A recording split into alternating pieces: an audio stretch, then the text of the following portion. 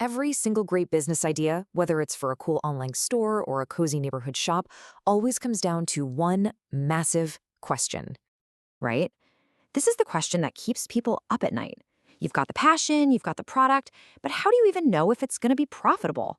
Well, what if there was a way to kind of build a map for that future? Okay, let's dive in. And seriously, forget all the complex spreadsheets and scary accounting terms for a second. Just think of it like this. Financial forecasting is basically a weather report for your business. Now, it can't predict the future with 100% accuracy, but it uses data to spot potential storms and sunshine, and that helps you prepare and turn a big risk into a smart, calculated decision.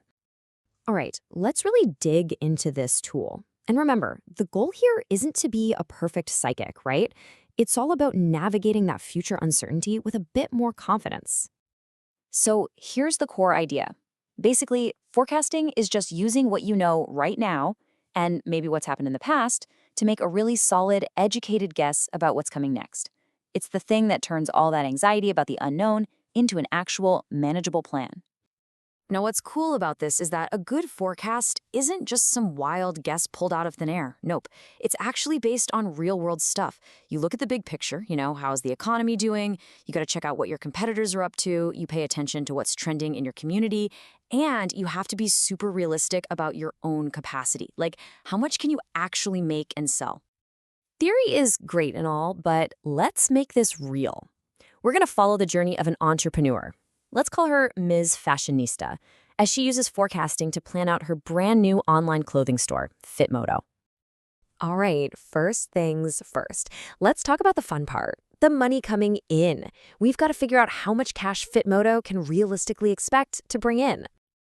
So to figure out how much money you're making, you got to start with your price. And the absolute key to pricing is this thing called markup. It's super simple, really. It's just the amount of money you add to your cost to get to your selling price. That little extra bit, that's where your profit lives. And the math for this, it's so simple. First, you take your product cost and multiply it by whatever markup percentage you want. That gives you the markup amount in cash.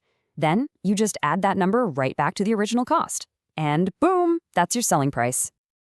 Okay, let's put this into action with Miss Nista's business. Her t-shirts cost her 90 pesos each. She wants a 50% markup. Easy. 90 pesos times 50% is 45 pesos. Add that 45 to the original 90 and you get a selling price of 135 pesos. See? Simple. Okay, so now that we have the price, we can start projecting her daily income.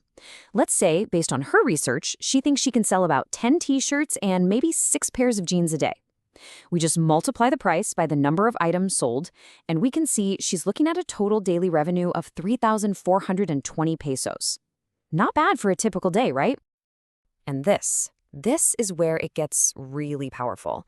Take that daily number, 3,420, and multiply it by 30 days in a month. All of a sudden, Miss Nista is looking at a potential monthly revenue of over 100,000 pesos. Now that's a number that makes a business idea feel real. It's the number that has to cover all her costs and hopefully leave a nice profit. But hold on, revenue is only one side of the coin, right? To run a business, you've got to spend money. So next up, we have to get real and understand the costs. This is the ultimate reality check. So costs usually fall into two big categories. First, you've got cost of goods sold, or COGS for short. The easiest way to think about these is as variable costs. They go up and down depending on how much you sell. The more t-shirts you sell, the more you have to spend on buying t-shirts. Make sense? Then you have your operating expenses. These are usually your fixed costs. You got to pay for your internet connection whether you sell one shirt or 100, right?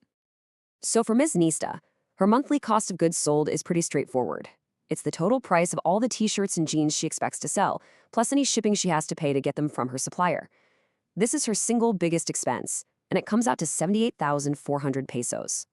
Okay, next up, her operating expenses. Since she's running an online store, this is stuff like her internet bill, maybe some electricity, things like that. That adds another, 2,399 pesos to her monthly bill. Okay, deep breath. This is the moment of truth. We've got the projected income on one side and the projected expenses on the other.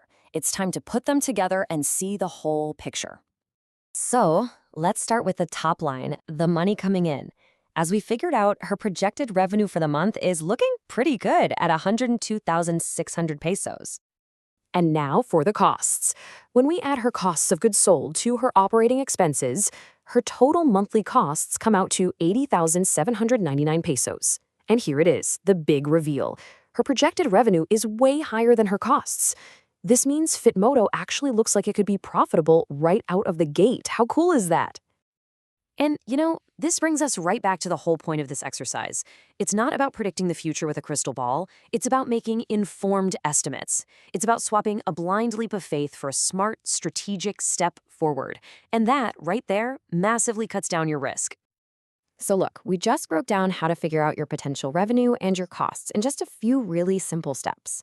You now have the basic tools to create your own financial forecast for any business idea. So I gotta ask, what about your idea?